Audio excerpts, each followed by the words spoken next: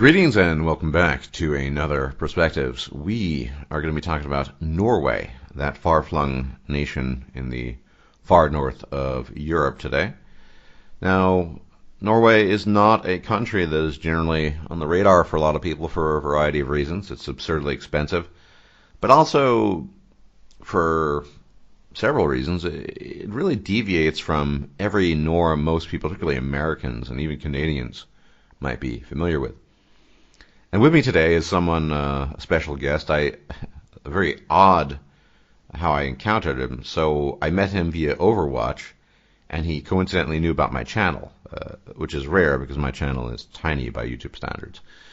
And it turned out that he was Norman. So, what better way to talk about Norway than have a Norman who is Norwegian and obviously, but also kind of familiar with my work, also plays Overwatch. Incidentally, he was the associate involved in the whole I'm not an SJW, but incident. So, his name is Bouncy Bear, at least that's his handle on Overwatch. Could have been more creative in my opinion, but anyway, Bouncy Bear, thank you for joining me. Glad to be here. Yeah. So, we're going to be talking about Norway today. I think the first thing that we should address is just how different Norway is from other places. And by that, I don't mean that, you go there and, I don't know, you see mountains that go into the stratosphere or whatever. It's just the level of social safety nets, for example, or this level of social security there. I'm not referring to, SS in the United States, but if you're born in Norway, you have it pretty much good. Can you maybe go into how that all works? And yeah, there's I don't even know where to start. We are very fortunate, we Norwegians. Beautiful landscapes. The country is huge and the population is relatively small. About 5 million people live here, and so it's spread over a large land area. So it's not crowded, and we still have somehow managed to have a lot of money for everybody. And you can get by not working too much. Great safety net, as you said, free healthcare, free education, pretty much all the perks you'd expect of Western Europe with some cherries on top. So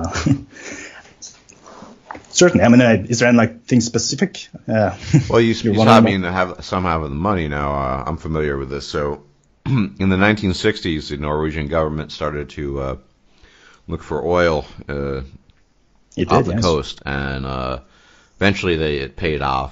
I think it was in 1990 they established a sovereign oil fund, and basically since then, the Norwegian government's been putting away money. I think they've saved over $1 trillion now. Yeah, I think it's the largest pension fund in the world. Yeah, it is, because Norway, interestingly enough, of all the oil-rich nations, is the only one that does this. I mean, it doesn't really surprise you if you know anything about the politics and the history, but still, that's incredible, which means, there's a lot to fall back on. Small population, tons of oil wealth that isn't really being spent on anything except supporting the population. It's there to cover pensions as much as possible, especially considering that there's going to be a lot of people retiring and not enough young people to fill the jobs that they leave behind. So it's good to have that pillow to fall back on. Yeah, with pensions. I guess the question that you'd have to ask is, obviously, you say it's all free, but Norway has very high taxes if you're going to work, right? Yeah, it does have very high taxes relative to other places, yes. Right. So I've met lots of Norwegians, mostly online, and it seems they'll paint a picture where working is almost optional. And then one guy I talked to, well, yeah, I didn't feel like working for 2 years, but then I got bored and I went back. Is it really that good or bad, depending on your perspective, where you can just I won't work for a year or two. I'll go back to work. Well, there is a lot of debate in Norway about the welfare system. We have a center-right side of the political spectrum that's currently in government. I suppose they will be more centrist by European and American standards, who they want to cut back on spending, lower taxes. I mean, you know the philosophy. Yeah.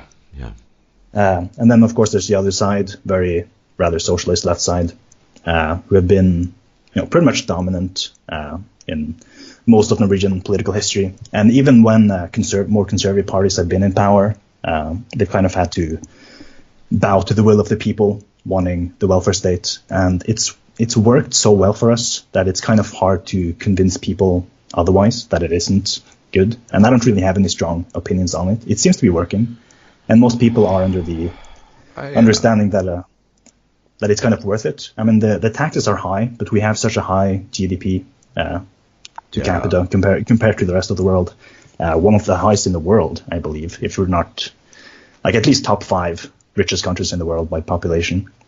And so even if taxes are high, I mean, you'd still earn, probably as much and have as much income as someone in Britain or Germany, where taxes may be slightly lower. Despite tax being higher in Norway, you'd still make about the same because the income is just so high. Yeah. Well, I mean, strong opinions. Clearly the Norwegian experiment, in my opinion, is well, for one thing, you get a lot of politicians in places like the United States who they look at something like Denmark, and specifically Norway, and well, Scandinavia works really well, but small population, lots of oil money. I mean, it's not that it can't work. It obviously does, but it works in a certain context, and I think a lot of people miss that context oftentimes. They think, well, it works in Norway, it can work anywhere. Like, I don't think it could work in Germany. They're practically, it's getting close to 100 million people now. No, I think it really comes down to how big the country is. I mean, if it's smaller, obviously, it's a lot easier to manage a smaller country than a bigger one. Yeah. And the larger countries like Germany and even federations, I mean, like the United States, I mean, they are kind of split up into states who kind of do their own thing, but not nearly to the same extent as an independent nation would. So countries like Sweden or Switzerland or Norway, Austria, I mean, they're smaller countries, smaller populations. I mean, it's a lot easier to manage and to set up a strong welfare state. Yeah. And it's probably a bit of a nightmare of bureaucracy, even in small countries, but it's a lot more manageable. Yeah, and I think that's something that a lot of these people who think, let's just introduce the Norwegian system. It just doesn't. Things tend to be relative in politics, and it's all relative to the size of the country, the amount of money available. If you look at Sweden, for example, which has a similar system but doesn't have the same money, basically. I mean they're not doing nearly as well, and they have other issues. I mean, too. Sweden, they certainly have their own issues that kind of compound the problems that a welfare state brings. I mean, if it's overcapacity and the burden is too high, I mean, it's going to break eventually. But if you can manage to not overload the welfare state with immigration or too large population growth, I mean, it's certainly possible to maintain. But I think it's very difficult. It's going to be very hard to find Norwegians who don't have a very idealistic view of the welfare state. Because here's the thing. It's kind of drilled into our heads in school and through the education system that we're very lucky to be Norwegians, that we're very lucky to be this wealthy. And whether it's propaganda or whether it's some wise reflection of ourselves, the result is that a lot of kids and people, graduate with the understanding that Norway is a very special place, that the rest of the world isn't as fortunate. I'd be the first one. I'd be the first one to argue that Norway is special. Every time I always tell Norwegians I wish I were Norwegian, born in the wrong country. But and while things are going so well, it's going to be difficult to convince people, to take a different course. There is. Is there really a reason to take a different course in Norway? I mean, what's the point? It's ideological. It's the economic right wanting lower taxes, and while economic inequality in Norway is very low compared to the rest of the countries, I mean, very very And to a lot of people's minds, that's a good thing, where you don't have a lot of economic inequality. But that divide is growing. The rich are getting richer and the poor are getting poorer. I mean, we've had a conservative government for a while. I don't know if it's right to lay that on them. I think this is a trend that's been going on for a long time. Like, there was this huge surge of labor movements going on in the late 1990s. I'm not entirely sure on the specifics of the political history, but there was a large labor movement in Norway that kind of pushed forward the welfare state, and then things got really well for the working class. The poor got richer and taxes were high and things were going well, and I think people kind of grew content with that, and so they stopped paying as much attention to politics. They stopped worrying so much about policy and specifically regarding the welfare state, because when things are going well, you don't really concern yourself with it. So it's kind of it's kind of slipping towards more cutting back on the welfare state little by little. And well, even in Norway, I looked at some stats. You compare the early 90s when immigration, I think there were maybe 200,000 immigrants in Norway, and now they're close to 1 million at least. Or I think it's over that possibly.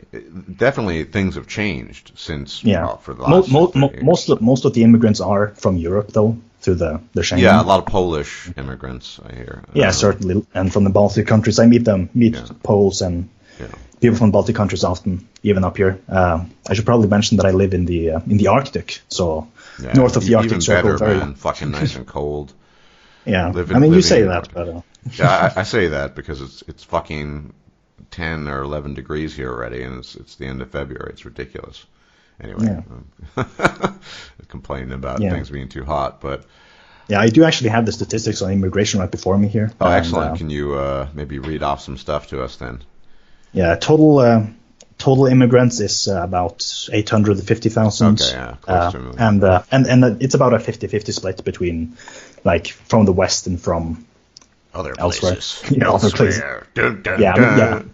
So Asia, Africa, and Latin America isn't that covered. It's just kind of thrown together. Yeah. About 500,000 immigrants from Africa, the Middle East, and Latin America. I don't imagine there's a lot of Latin American immigrants, but they're kind of put in the same category for some reason. But the immigrants, the fertility rate among immigrants, same with most Western countries, immigrants tend to have a higher fertility rate, so they have more babies than the native population. So,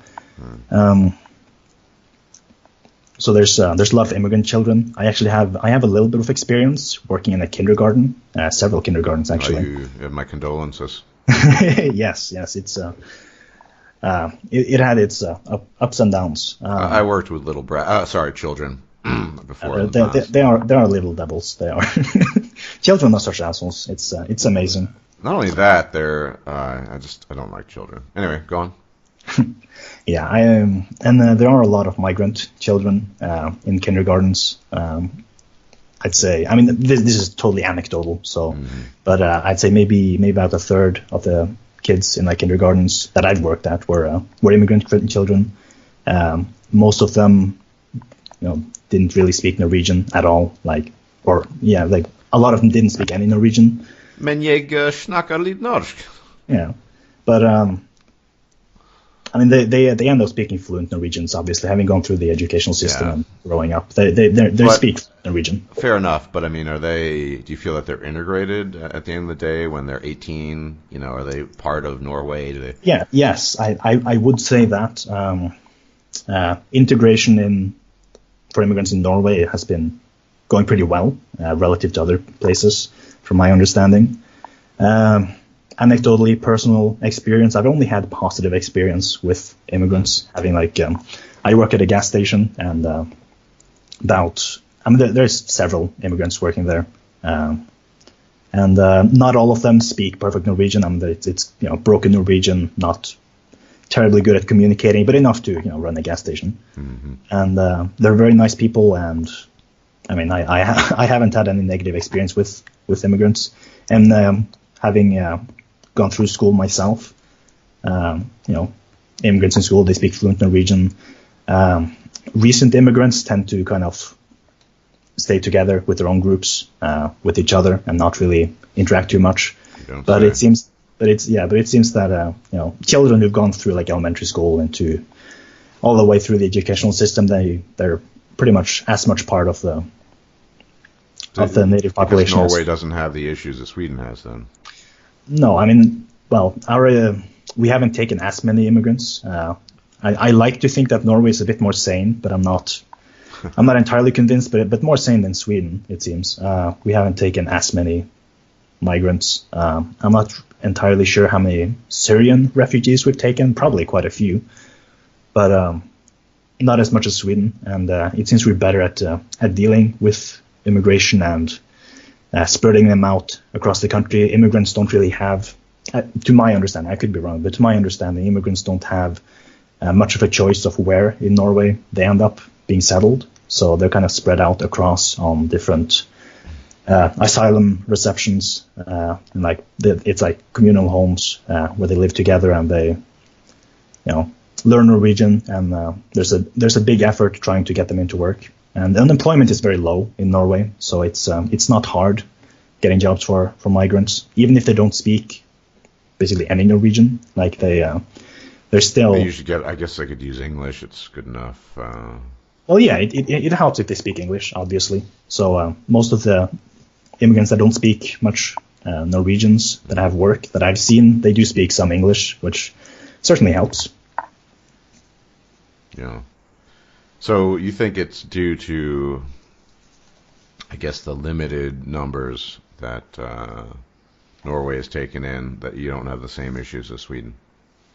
Yes. I'm not entirely sure how many migrants Sweden has taken, but it's a huge amount.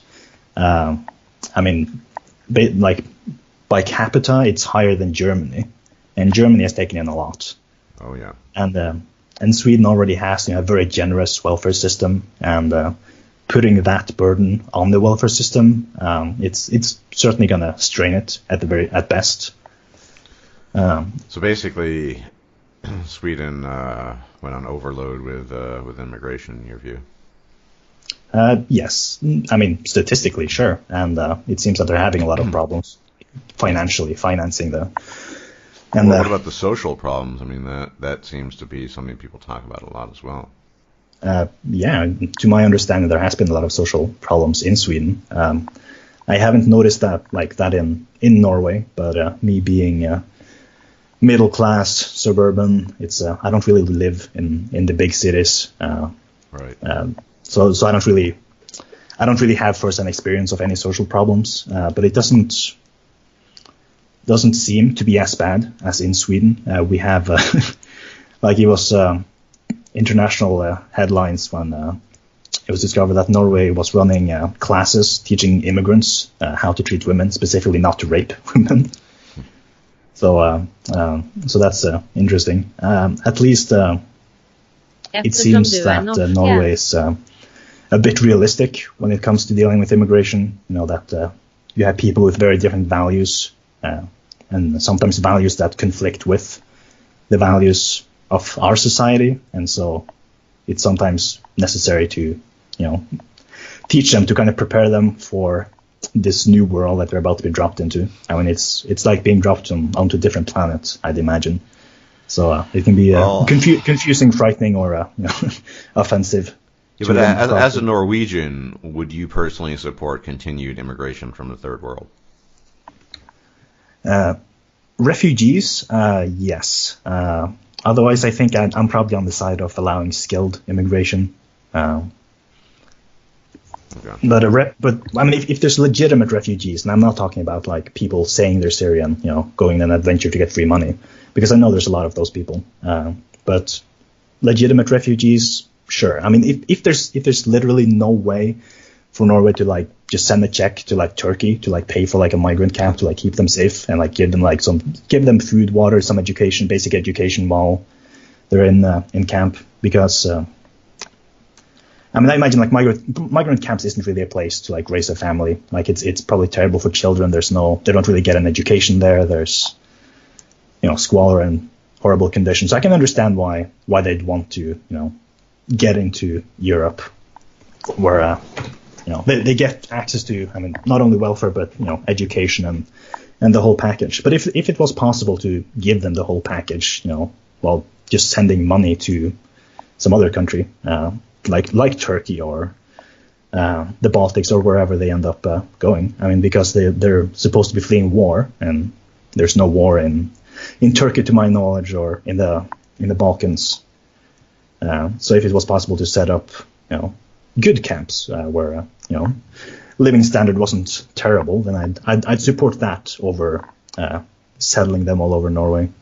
Mm-hmm. Yeah, it seems reasonable. Not.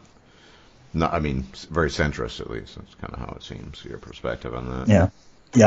I do understand that people, especially from the Middle East, have values that often openly conflict with Western values, to say it nicely. Particularly Norwegian values. I think it's been voted the most gender-equal society on earth sometimes. Yes, especially Norwegian values, for sure. But yeah, I mean, I do think that we don't really necessarily have an obligation to help refugees, but I think it's a nice thing to do. I mean, if you have a ton of money and there's people suffering, I mean, why not? If it doesn't cost you that much, I mean, why not? Let's send them some money, set up some refugee camps, give them some food, water, shelter, maybe some basic education for the children, so they don't miss out on too much. And when the war is over, they can move back in and rebuild their country. That's never how it works, though, is it? No, it doesn't seem that way. But if you're asking me what I ideally would want, that would probably be it. I think it's a reasonable perspective. Like I said, it's quite sort of centrist. It's not really very left or very right. No,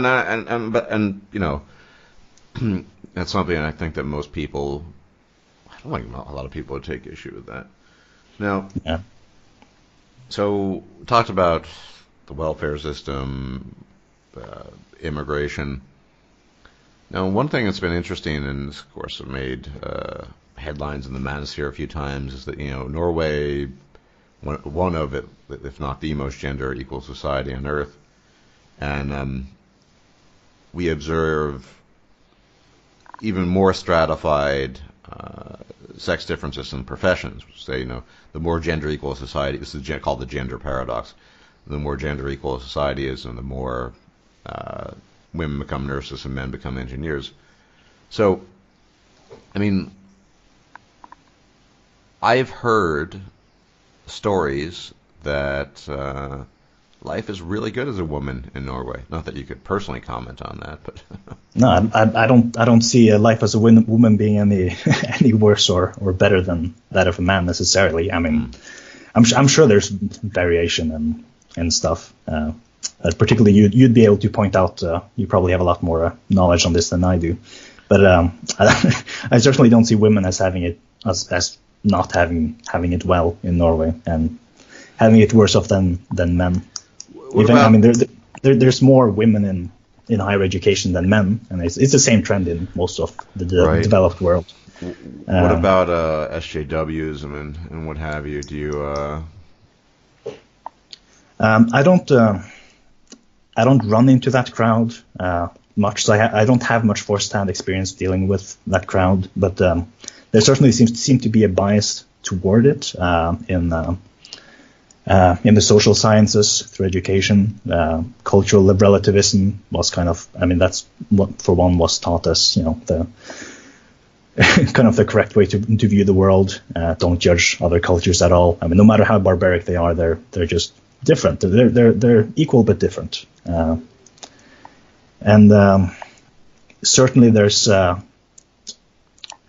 some feminist leanings in government and in among politicians, but I think it's I think it's mostly lip service. I don't think there's that many politicians that take it that seriously.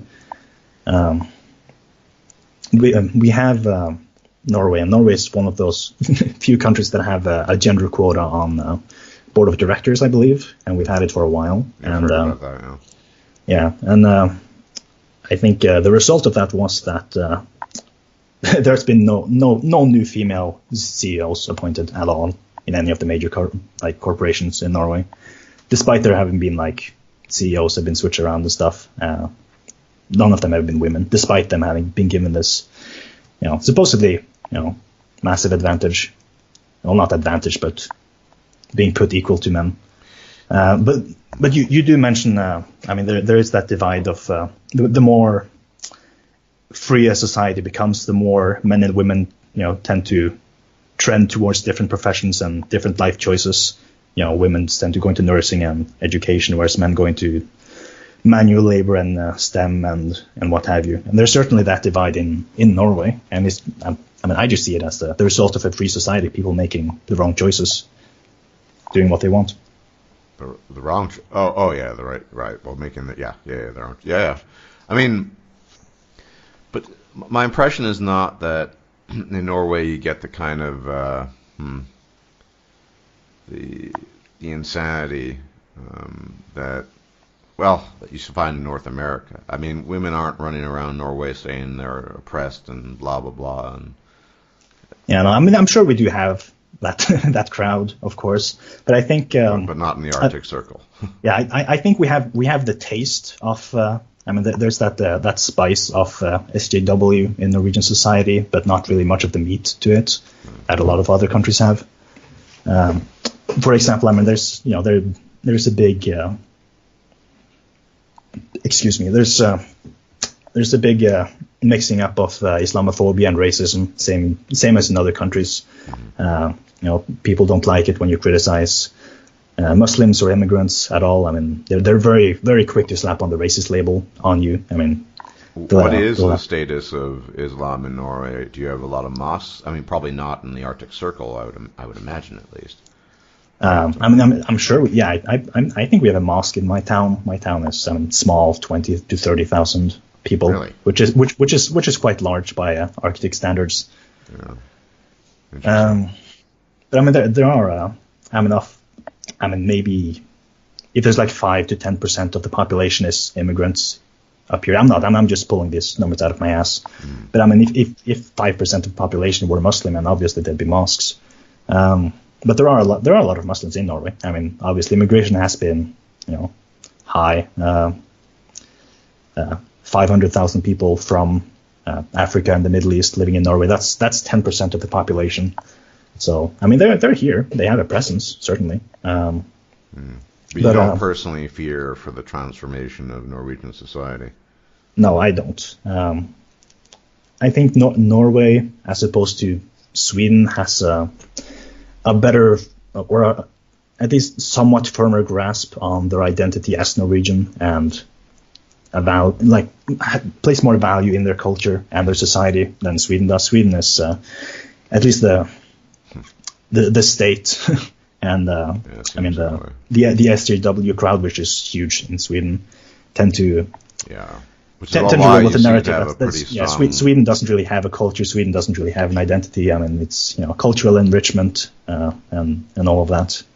And well, I'm sure it's nice with a little spice here and there. You shouldn't forget who you are and what your country is, and how lucky you are to be Norwegian. I wish I were Norwegian.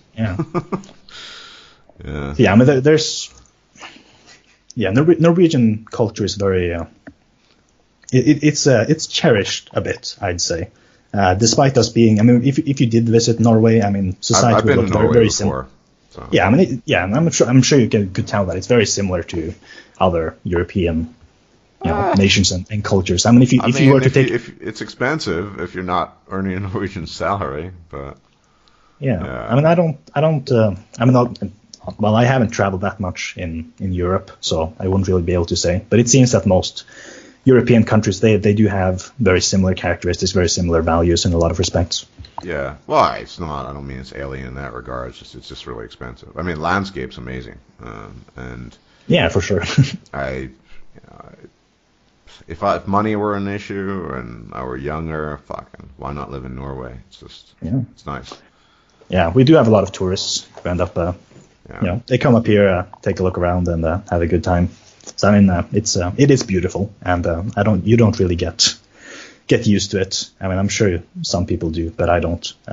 When you get if you just drive away from the place you're used to and see just completely different mountains, completely different view of the sea, a completely different fjord. I mean, it's beautiful. It is.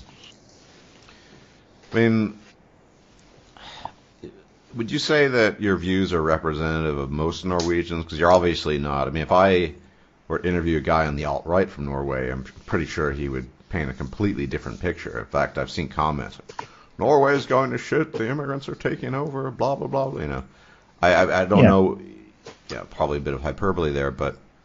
No, I wouldn't say that my my view of society and my views on politics and whatnot would reflect would be the same as the majority of Norwegians now. I try to be as neutral and pragmatic as possible in my approach to politics. Right.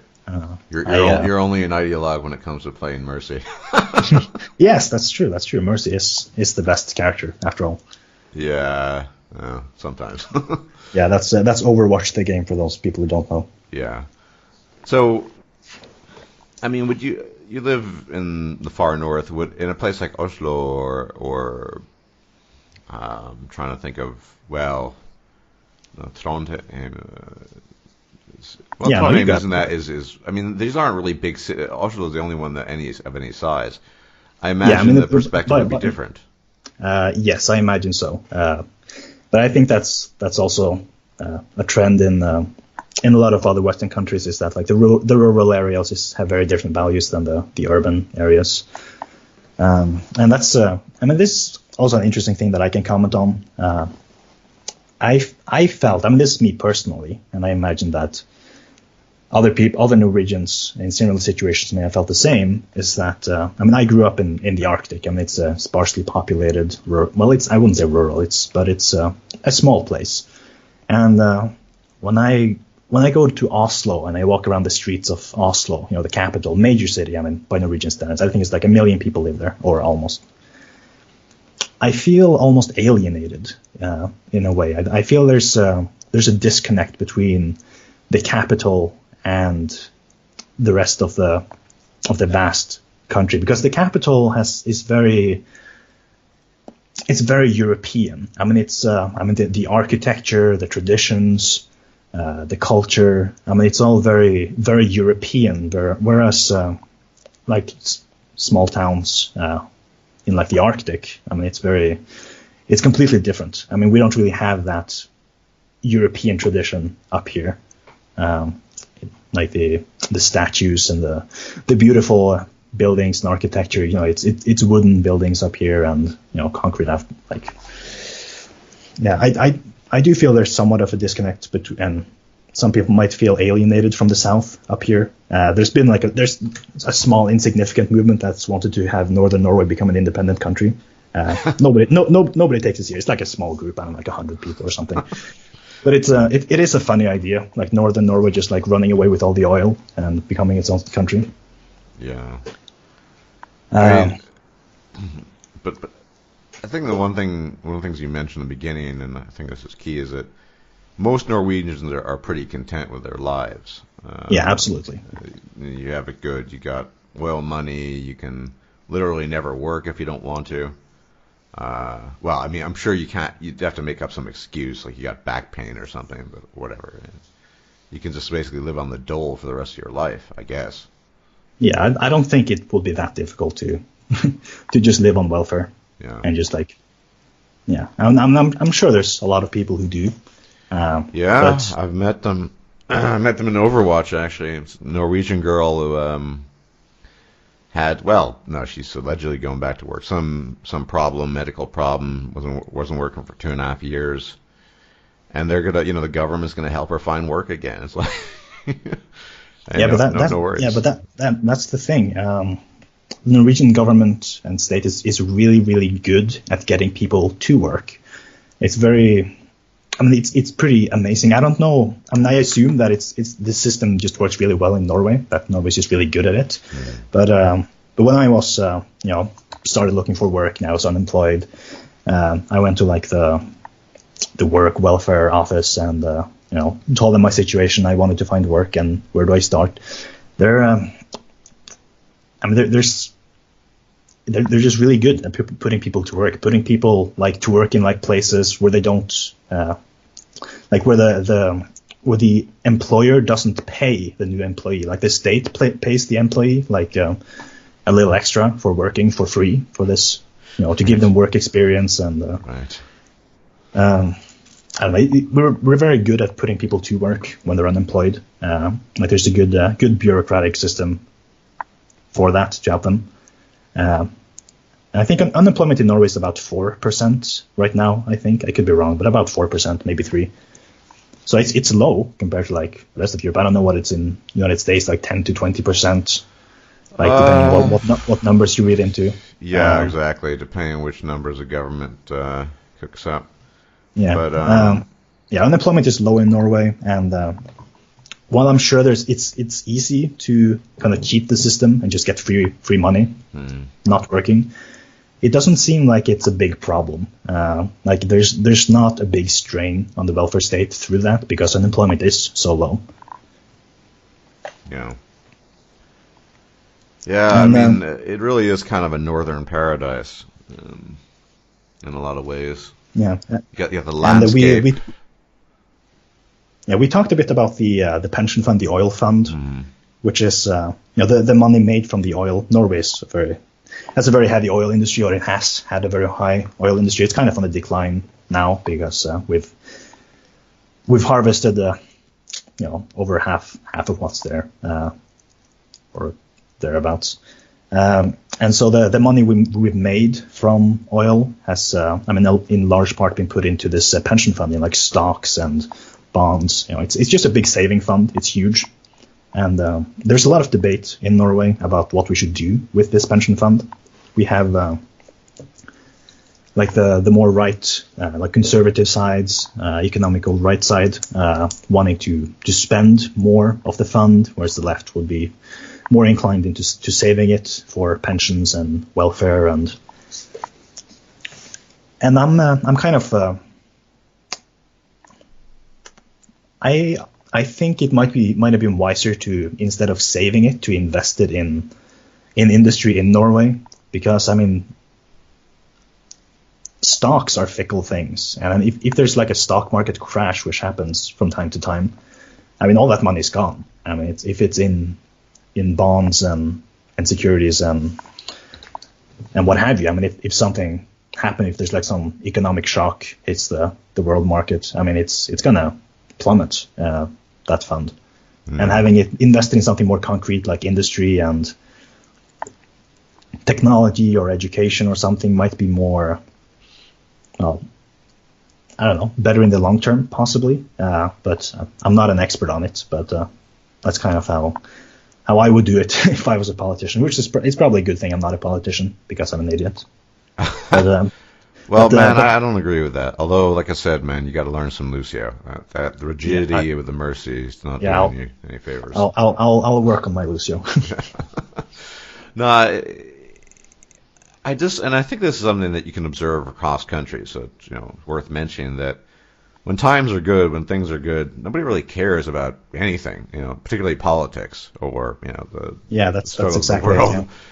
Sweden's, a cesspool of controversy because you got SJWs, you got overload on immigration, so you got the alt-right going on the rise. It's just all this stuff happening.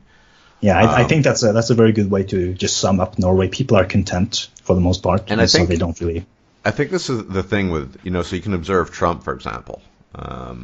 Trump is, I hate to observe it, but, people like Trump, and I'm neutral on Trump, says don't get elected unless people are unhappy. Nobody elected Trump because they were content. And a lot of, in the case of, say, Trump, and I don't want to go too far into, say, American politics with Trump, in the case of Trump, though, his continued existence as president, as someone who is worthy of maintaining the office, maybe even getting reelected, is predicated on people not being particularly happy with the status quo. Whereas in Norway, everyone's just chilling out, having a good time. Fuck, I wish I were Norwegian. Yeah, we're just waiting for something to go wrong, and then people will start giving a shit about politics. Yeah, well, obviously. You can... even the whole Nynorsken, bokmål thing, nobody cares about that anymore. Not really.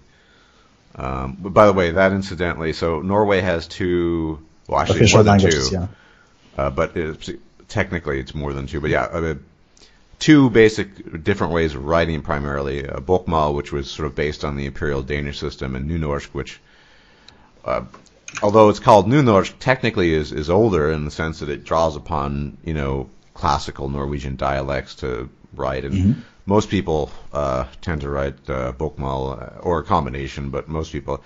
But when I talk to Norwegians, people don't really care about that either because things. No, are I mean cool. it's a tiny thing. It's well, to sum up, there's two official languages in Norway, two official Norwegian languages.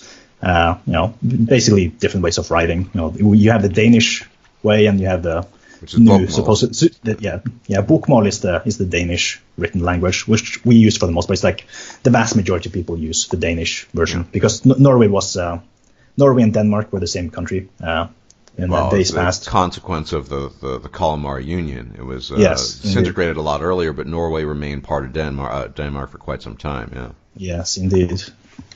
So our written language we got from the Danes, and once we got our independence, once we started to distance ourselves more from Denmark, there was this desire to have our own language because Norwegians were beginning to see themselves more as Norwegians rather than part of this Dano-Norwegian nation. Yeah. So these guys went around Norway, collected samples from all these different dialects, and there's a huge dialectical variance in Norway.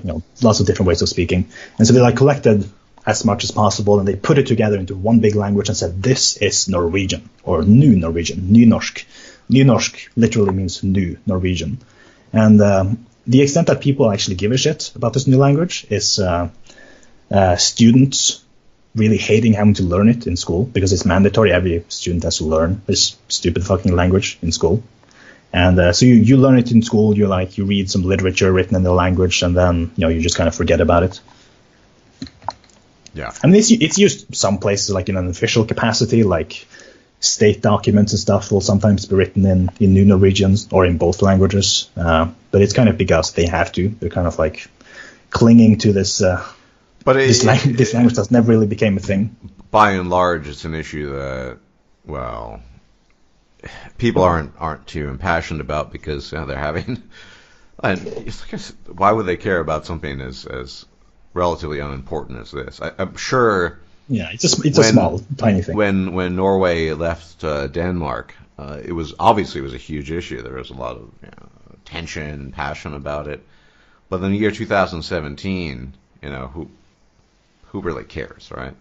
Yeah, nobody outside of students for the most part. I mean, there's some movements to remove the New Norwegian language. Like people are like, well, this is stupid, let's just quit it. And there's a lot of people who are more traditionalist. They're like, well, it's part of our history, it's part of our tradition. It's let's keep it. And I'm sure that it'll keep going that way, and we'll still cling to it for a long time going forward. And the students will keep complaining about it, having to learn it, and But it's an interesting bit of linguistic history. Yeah. And speaking of history, World War II happened up here in Norway. We did get occupied by the Germans, and so even up here in Arctic Norway, there's still bunkers and coastal batteries left over from the Germans. Yeah, I heard stories from people who had traveled in Norway, I think in the 70s. I think they were friends of my parents. Anyway, they told me some story about it in the 70s at least, where German tourists had asked for directions, and the Norwegians, it was pretty far north, they led them astray on purpose. Yeah, that wouldn't happen today, obviously, but I mean, I can see that happen, 15 years after the war. I mean, it wasn't a nice time. The Germans treated the Norwegians relatively well. Because they're part of the Germanic Brotherhood. Yes, we were, apparently. And I mean, it's just interesting. On little islands and all over the place, you'll find bunkers and underground complexes built by the Germans, because I mean, obviously, they had to defend the coast because the British Navy could just sail all over the coast and land wherever they wanted. So they had to build cannons and stuff. And so now it's like a big tourist attraction. There's like huge cannon near the coast in my town. And there was also a prisoner camp for Soviet prisoners, where I don't know, like hundreds of people lived, maybe 1,000, and like nearly all of them died. Well, I mean, look, it's certainly an ancient history, but I think people in 2017, even in Germany, I mean, nobody really. Yeah, I'd be surprised if people even knew. People like local people. It's more of like me taking an interest in history and local history. Yeah, finding it interesting. Yeah, people. World War II. Well, it's 70, 75, so 3/4 of a century ago. People don't really think too much about it. I mean, even though, yeah, obviously I heard stories about Germany invading Norway, but small theater of the war, certainly. But it's just it's interesting.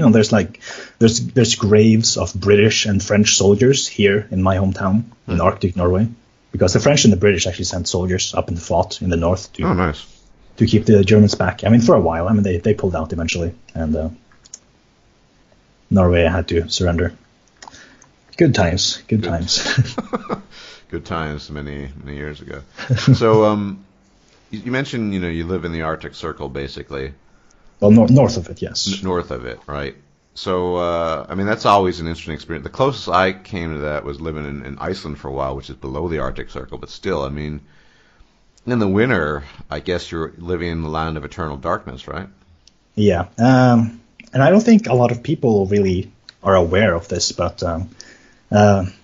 north of the Arctic Circle, and the Arctic Circle is, it's this, there's this line you can draw on the globe, and it cuts through like northern Norway, like far in the north of Canada, and like in the northern tip of Alaska, and everything north of the Arctic Circle is the Arctic, and it's a special geographical area because due to the tilt of the Earth, the different seasons, you have different degrees of the sun, and by that I mean in wintertime, like the sun will set one day and it won't rise for months. So you have months of not darkness, but you have months of 90% pitch black darkness and like 10% twilight. And in summer, wonderful. Yeah, to you, of course it does. I mean, it's depressing as hell. Winter depression is a big thing in Norway. But summers are beautiful because in summer, like where I live in June at some point, at some dates, the sun is going to rise as normal, and it will just stay in the sky for months. I mean, can you imagine? Horrible. That's the opposite nightmare to me. Is like all that sun. Yeah. Yuck. I mean, it's just so bizarre, at least to people who aren't from here, because I mean, you're used to like the sun going up and down. You have night and day, but during summers here in the Arctic, you have daylight 24/7 in summer and nighttime 24/7 in winter. Yeah. And to varying degrees how far north and south you go, I mean, it gets more extreme. The daylight thing would bother me. The cold and the darkness less so. I am a vampire at the end of the day. Yeah, you do like your cold and darkness. I do. It's not been very cold and dark in Germany, and yeah, I'm surprised you don't play May, to be honest. In Overwatch. I actually, I played May a lot when she wasn't cool to play, and then she got cool and trendy, and then I stopped playing her. She got cool. Yeah, no pun intended, but yeah, she became trendy, and people got buffed. Same thing with Anna. Yeah, I tend to play less than popular, although she turned out to be quite valuable. But yeah, I don't know. There's got to be a happy medium between eternal darkness and eternal sun. I haven't found it yet. It's definitely not in Germany. Yeah, I mean, just like come up here in the Arctic during winter, and you can fly on south to like the other Arctic. What's it called? Antarctic.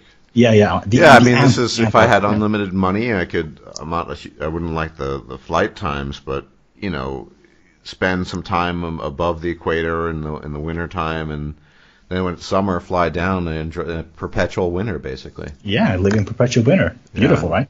Yeah, you just need infinite money. Yeah, sadly. Should have just been Norwegian, and you would have preferred it. Yeah, should have been Norwegian. Probably get like some state-sponsored trip to the Antarctica because you had depression or something. Wouldn't surprise me. Yeah, yeah. I've heard Norwegians just like. Apparently, some guy, I don't know if he was pulling my leg, but he said that he had some like ankle pain or foot pain or something, and he didn't work. He didn't work for 2 years, and the government just gave him welfare because his foot was hurting him. Or whatever. Yeah, Norwegians are just they're just such nice people.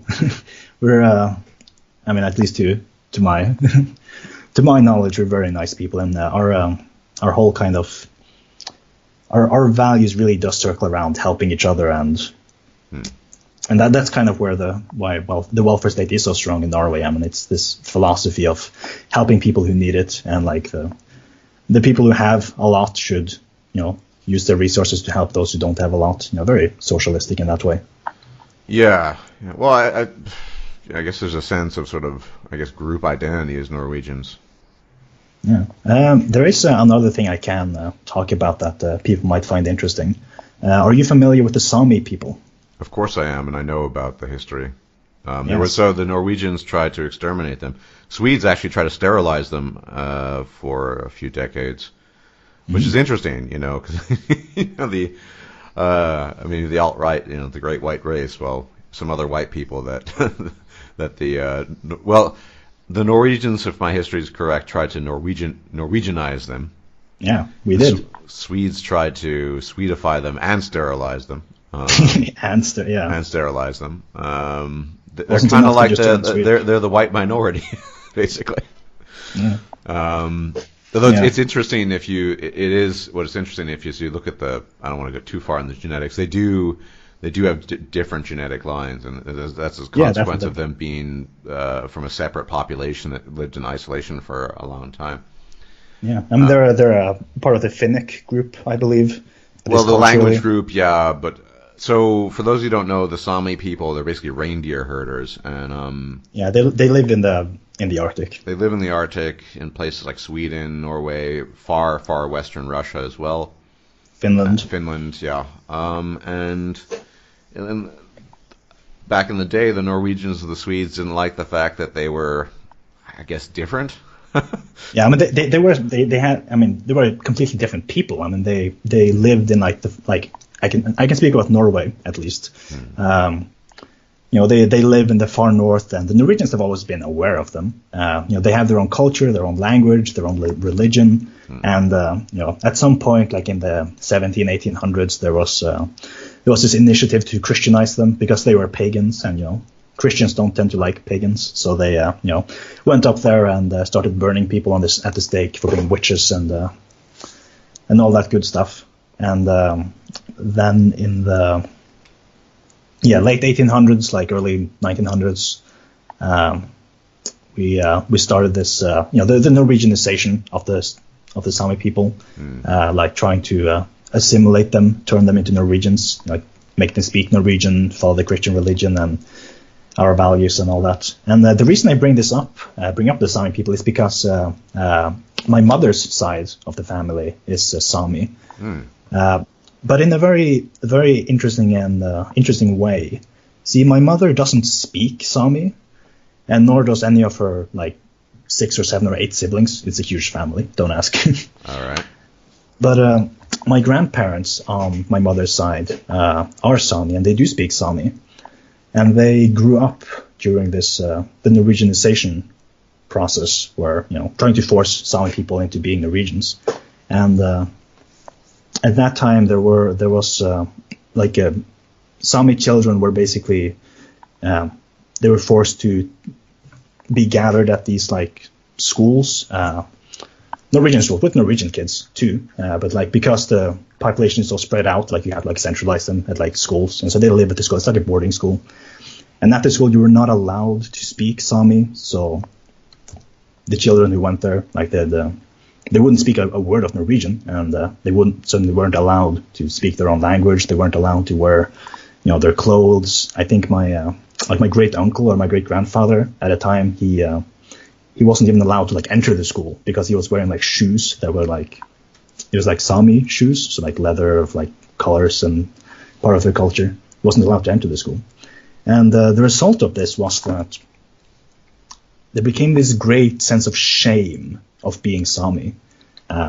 Because I mean, there were a lot of Norwegians lived up in the Arctic too, and they called their shots and stuff. So you have this kind of mix of Sami and Norwegian populations, and the Sami were taught Norwegian and kind of forced into being and acting Norwegian. And people felt ashamed being Sami, and so people would just choose to act Norwegian and pretend that they weren't Sami because they look alike. I mean, they're look just as pale and white as Norwegian, And so my grandparents never spoke a word of Sami to their children. Even though they were Sami themselves, they chose to only speak Norwegian to their children. And as a result, my aunts and uncles and my mother never learned the language of their parents because they felt ashamed for being who they were. Quite difficult to learn. Just going to mention that. Quite a complex language. Well, I mean, that's not. I mean, obviously for different reasons, but you hear this story a lot from children of immigrants who, the parents don't, for whatever reason, we want them to. Classic in the United States. We want them to speak English, so we're not going to speak, X language to them. It's a shame. But I mean, once again, that seems to be in the past. The Swedes aren't trying to sterilize the Sami anymore. In fact, and there's been apologies and reparations, and the Sami people have their own parliament now, which is kind of pointless, but they have it. And everyone got a piece of the pie or a piece of the cake, and everyone's feeling better about it. Yeah, and there's this kind of resurgence of Sami culture and stuff. Even people who don't speak Sami, who weren't raised in Sami culture because their parents raised them as Norwegians. Here, Bouncy Bearman, here's the trick. I wonder if they would have any pull in your more sort of classic SJW circles, because they're fucking pale and white, and a lot of them have blue eyes. Yeah, I don't know. That's an excellent question. Yeah. That is a very excellent question. You'd have to oppressed white minority. What's going on? Are the Sami count too? No, they're too white. Their skin's too pale. No. Yeah, look, I imagine that would be exactly what they'd say. Yeah. But since SJWism isn't as firmly rooted in Norway as it is in Sweden, we kind of we do pity the Sami for what they went through, and it's not nice having your whole culture and identity be erased or attempted to be erased. Yeah, well, so it's interesting. So, but now you will see people in Norwegians, people who speak Norwegian and only speak Norwegian, who are Norwegian culturally, start wearing Sami traditional clothing and stuff at celebrations and whatever. Yeah, I mean it's interesting. It's interesting. It's interesting too. It was like Sweden's Got Talent or something. It was totally bizarre. Some kid who was adopted from Colombia into a Sami family. Oh yeah, I heard about that. Yeah, he sang a Sami song as a sort of ode to his dead friend. Yes. I think he got top whatever. I think he won the thing. Very interesting, considering he's genetically obviously not Sami, but raised in the culture and all that. I mean the Sami are definitely kind of an interesting snippet of I guess Nordic history. Well, they were there before the Norwegians were. Well, I don't know. There's been a lot of question and debate about where they're from exactly, and if you look at the genetic evidence from what I've looked at, I know, but I don't know from what I've heard. I mean, there's been there's some conflicting evidence and conflicting theories about maybe not so much where they came from, but when they came and if they came that early, because I mean there's been people living in Norway for a long time. Right. Obviously, it's just that specifically when we're talking about Norwegians or Germanic speakers, I mean, we need to make a sort of linguistic distinction here, as opposed to a sort of genetic one. Linguistically, the presence of Germanic-speaking peoples fairly recent. By that I mean a few thousand years. Compared to the presence of other people. that well, compared to the physical, say, presence of people. I don't want to go too far into the boring sort of background of Germanic languages, but we know this because all the Germanic languages have words that clearly are not shared with the rest of Indo-European languages, that were clearly borrowed from the native populations at the time. Words for seafaring, like ship and stuff, that's one that was borrowed. We don't know what language it was, but so we know that the Germanic tribes came from into Scandinavia from southeastern Europe. But yeah, I mean, the Sami were there, or their ancestors rather, for a longer period of time. Although they too did, I mean, you can tell. Look at genetic studies that they have some, probably came somewhere closer from Asia. In fact, are you familiar with the term epicanthal fold? It's kind of, well, it's a technical term for the eye. Yes. So. Of all the European populations, people in the north, particularly, I think it's the Sami specifically, but you find it also because there's been a lot of cross-mixing in Scandinavian populations. You find a fairly high prevalence, and by that I mean it's minuscule, but compared to other European populations, of the epicanthal fold.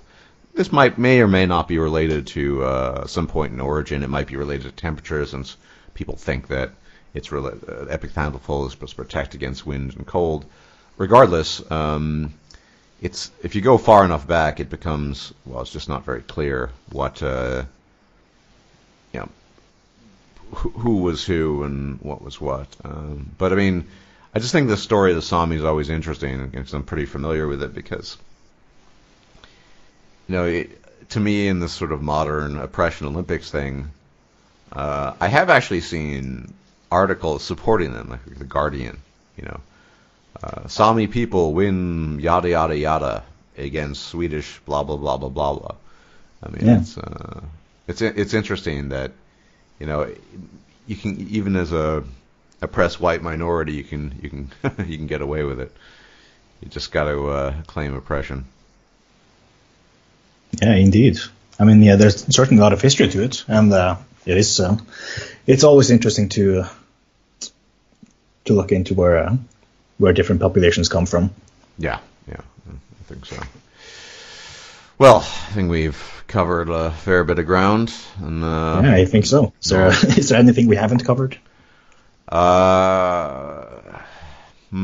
Since you're not from Oslo, it's just difficult to ask you what the price of beer is. But man, I remember, I don't drink beer, but $15, it's expensive. Yeah, I mean, yeah, alcohol is very expensive in Norway. I mean, partly there's high tax on it too. Yeah.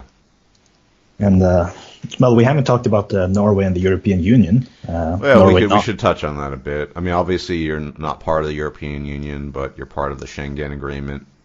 Yeah, well, I mean, through school and education, we've kind of learned that, at least that's what I gathered from my education on the European Union through school, is that we'd lose more than we'd gain from joining the European Union. That seems to be the argument of the people wanting us to stay out. I mean, there's been several referendums in Norway to bring us into the European Union, asking people like, hey, should we join the EU or not? And every single time people have voted no, let's stay out. And having grown up now and kind of being across the border to Sweden and seeing the prices there on like food and beer and tobacco and the whole package, I mean, it's a lot cheaper in Sweden than it is in Norway. And if we did join the common market, the European Union, I mean, that's going to seriously damage our local economy, because I mean, things are expensive here, and that's because we make them here and people have high wages and stuff. And if suddenly there's like this huge flood of cheap goods that's going to undercut everything, people are going to be out of jobs. And maybe it's good from a free market capitalistic sense, sure, but I mean, considering that Norway has been doing so well for itself and it's working for us, and people are having a grand old time living in Norway, I don't see a reason to to ruin it. No. Yeah, especially considering how badly the European Union has been doing of late. Yeah, I'd be surprised if it lasts There's no, I think give it another 10 or 20 years, maybe tops. There's no reason for Norway to join the European Union. And it's interesting because Norway's come a long way from King Haakon, gouging people's eyeballs out. Yeah, we've had a lot of King Haakons. Yeah, Haakon, yeah, there's so many of them. But, plundering Vikings to, the northern paradise. There you have it. The place you wish you were born when you hadn't been born there. So. Yeah, I mean, Scandinavians have such a colorful history. Well, yeah. I mean, a lot of that's the Kalmar Union. I mean, that's why you're so interconnected at the end of the day. Yeah, well, I wouldn't say it's that because of the Kalmar Union. I think it's more we're so close. I mean, linguistically, culturally, and geographically. Barring the Finnish and the Sami, but yeah. Yeah, certainly. I mean, they've even the Finns have kind of been brought into the fold through conquest and the like. I mean, there's a lot of Swedes living in Finland because of it was part of Sweden for the longest time. Right, and there's a Swedish minority there that speaks Swedish as its primary language. Yeah, I've met them. Yeah, and Finland really. I mean, if Finland was to get close to a group of countries, you'd have to choose between Russia and Scandinavia, and so they've kind of opted to be close with Scandinavia. Well, obviously they were a Molotov cocktail. There was a conflict between the Russians and the Finns in the 20th century, so it certainly makes sense. In fact, even to this day, I mean, I've met Finns playing Overwatch who they didn't suspect that you're Russian, and they just start it's going off on you. It's pretty crazy. Fucking Russian, blah blah blah blah. Okay. Yeah, that's actually another thing we haven't touched on, which could be interesting, is Norwegian and Russian relations. Consider that Norway does share a border with Russia. Very small. In the far north. Yeah, very very small one. But even a small border with Russia makes you very very aware and conscious of the Russian colossus. Yeah, I mean they're the big boogeyman in a lot of ways, even in Norway. Wow. Not nearly to the same extent as the rest of Europe and America. I mean we have deals with them, and we share a lot of the sea zones, and there's fishing agreements and oil prospecting agreements and rescue effort operations in the sea and the like. And there's actually there was this. Not a scandal, but I mean there was this this big news thing where migrants were crossing the Russian-Norwegian border, they were coming from the Middle East, going through Russia and through the border in the far north of Norway to get into Norway.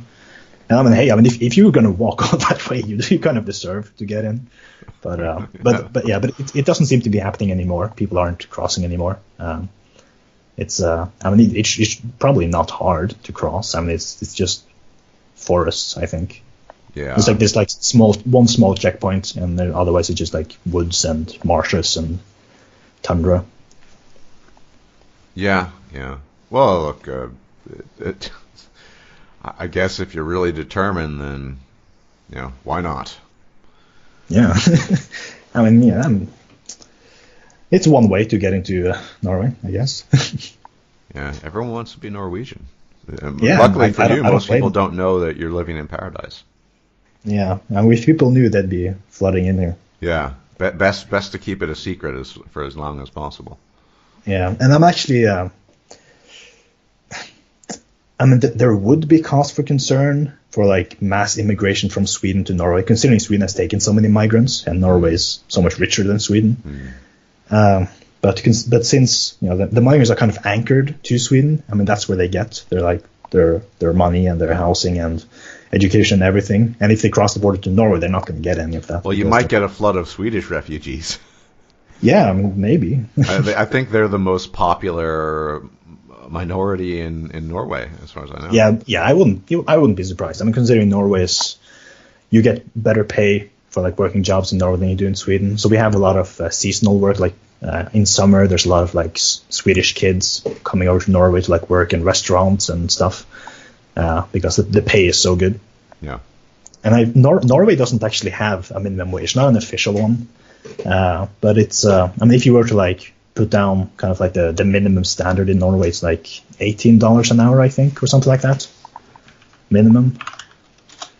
Let me pull that up. Yeah, about $18 an hour. That's like the minimum. And it's negotiated by unions. Norway is very, very unionized. Of course it is. Yeah, not surprising. Like the biggest union, it's more of an umbrella organization for unions, and there's almost 1 million people in that union. And Norway has a population of 5 million people, and like 1 million people are part of this one organization, this labor organization. So yeah, it helps people negotiate wages and not get screwed over by their employers. Yeah, well, as long as it's working for you. And it is. I think that might be a good way to wrap it up. If you don't have any more questions, things are working out for us in Norway. Things are working out for you in Norway, and the rest of the world not so much, or not as well at least. Yeah, there may be some problems on the horizon with. I don't know if you'd call them the baby boomers in Norway, because they're not really baby boomers, but the elderly generation retiring and not having enough young people to replace them. It's going to be a bit of a strain on the economy, but other than that, things are looking pretty well. Yeah. Well, we all wish we were Norwegian, or at least I do. Sadly, I do too. Well, you are Norwegian. You don't need to worry about it. Yeah, I get to wake up from my dream and keep living it. Yeah, living the dream. I'll never live the dream. Living the dream of darkness as well. That's the other awesome thing. Yeah, I much prefer the midnight sun. No. Well, I mean, are you sure? See, that's why I always say I'm actually Norwegian, born in the wrong country and in the wrong skin, because you do keep saying that. Yeah, I need my darkness and I need my cold, but yeah, but why aren't you a Swede? I mean, what's wrong with Sweden? Not quite the same Also, not the landscape. Sweden doesn't have the same landscape. Yeah, that's true. Yeah, Sweden is kind of boring in terms of landscape, just like forests and lots of forests. But yeah. Anyway. Well, let's everyone thank Bouncy Bear, as he's called, for sharing with us the details and the secrets of the one true Nordic paradise on Earth. Yeah, it's been my pleasure. Yeah, and may he continue to thrive and continue to live in the dream that isn't a dream for him, and the rest of us will die wishing that we knew what that's like, but do our best. And thanks for tuning in, and I will check you out during the week. Bye-bye. If you liked this video, please like, share, and subscribe. And if you enjoy my content, please consider making a donation or becoming a patron. Thanks for watching.